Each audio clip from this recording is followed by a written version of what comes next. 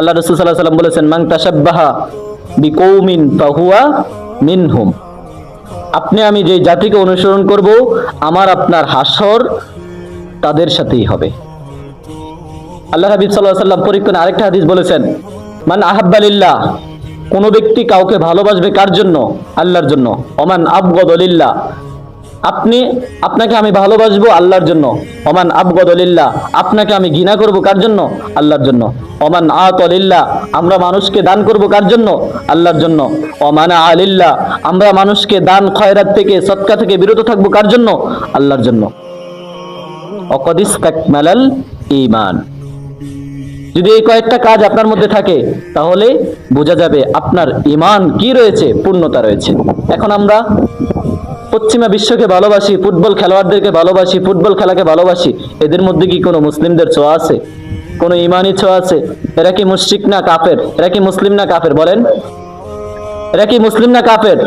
তাহলে কাফেরদেরকে ভালোবাসলে আপনার জান্নাত কাদের সাথে হবে? বলেন, আপনার জাহান্নাম কাদের সাথে হবে? আপনার হাসর কাদের সাথে হবে? এজন্য আমরা এই খেলাধুলা থেকে বিরত থাকবো। আমি আপনাদের পা ধরে বলতেছি, আপনারা সবাই বোঝেন, কিন্তু এগুলো এখানে বোঝেন না কেউ নাই, এগুলো বলাও লাগে না, আপনারা জানেন। আপনাদের কাছে অনুরোধ, আপনারা এই খেলা থেকে বিরত থাকেন। আপনারা আল্লাহ রসুলকে আইডল মানেন, আল্লাহ রসুলকে ভালোবাসেন, তার দ্বীনকে ভালোবাসেন, একজন পরিপূর্ণ মুসলিম হন, পরিপূর্ণ কামেল ইমানদার হন, পরিপূর্ণ মুমিন হন।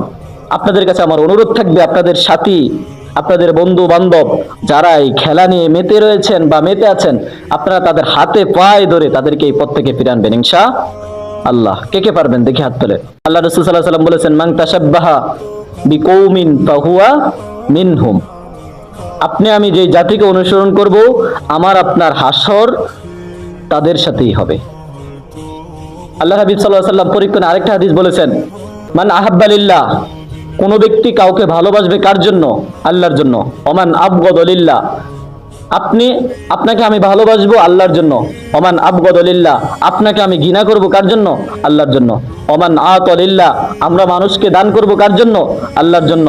ওমানা আলিল্লাহ, আমরা মানুষকে দান খয়রাত থেকে সদকা থেকে বিরত থাকবো কার জন্য? আল্লাহর জন্য। ওয়াকাদ ইসতাকমালাল ঈমান।